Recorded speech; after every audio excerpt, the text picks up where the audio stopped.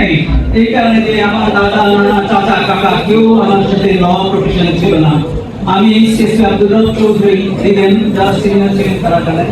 আমি তার অধীনে আমি জুনিয়র ছিলাম, সার্ভিস ম্যাটার দিয়ে আমার ওকালতি জীবন। আমি সিনিয়র অ্যাডভোকেট হয়েছি। আপনারা আমাকে গত জীবনে আপনারা দেখেছেন যে কোনো ক্রাইসিসে, যে কোনো বড় আন্দোলন সংগ্রামে আমি সম্পৃক্ত ছিলাম।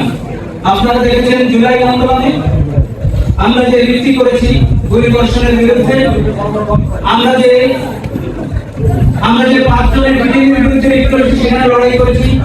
প্রত্যেকটা সংগ্রামে সম্পৃক্ত থেকেছি।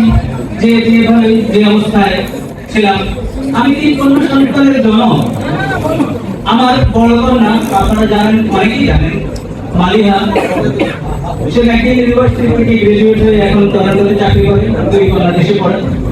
আমার ওয়াইফ আছে, আমি তাকে বেতন ধরি। আপনারা ফেসবুকে আমাদেরকে দেখেন যে আমরা অনেক আমাদের কথা অনেক ওকালতির বাইরে আমার কোনো জীবন নেই। মাস্টারি করেছি, সেটা ছেড়ে দিয়েছি, এখন কোয়ালিফিকেশন করি।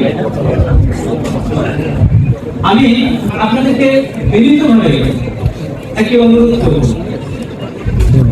সেই অনুরোধটি হল যে আমরা সুপ্রিম কোর্ট, আমরা সুপ্রিম সারা পৃথিবীতে আমাদেরকে লার্নেড করে।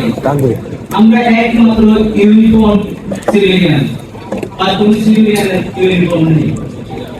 আমি মনে করি যে অবস্থায় যেখানে থাকে আপনার সিদ্ধান্ত সুপ্রিম হবে, আপনার আচরণ সুপ্রিম হবে, আপনার কথা সুপ্রিম হবে, আপনার পোশাক আশাক সুপ্রিম হবে।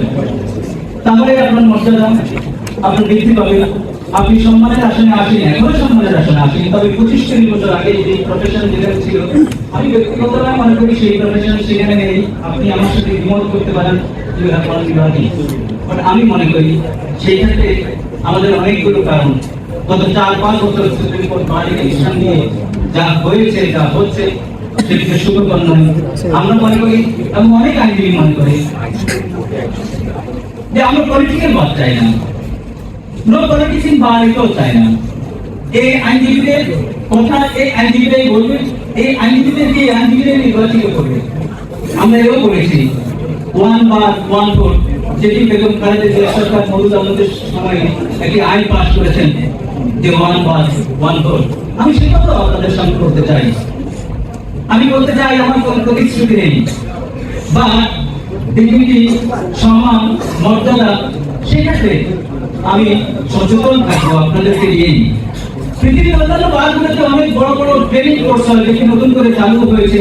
আমি ধন্যবাদ জানাই যারা চালু করেছেন, ডিরেক্টর শুরু হয়েছে। আমি মনে করি নতুন যারা এসছেন ট্রেনিং এর মাধ্যমে তাদেরকে এই সম্মানের পেশায় তারা যাতে সম্মানিত হয়ে আগামী প্রজন্মকে এগিয়ে দিতে পারে, সেই ব্যবস্থা হবে। সেই ব্যবস্থা যেভাবে চালু আছে সেটি আমি নিয়ে যেতে পারবো মনে করি। আমি বলতে চাই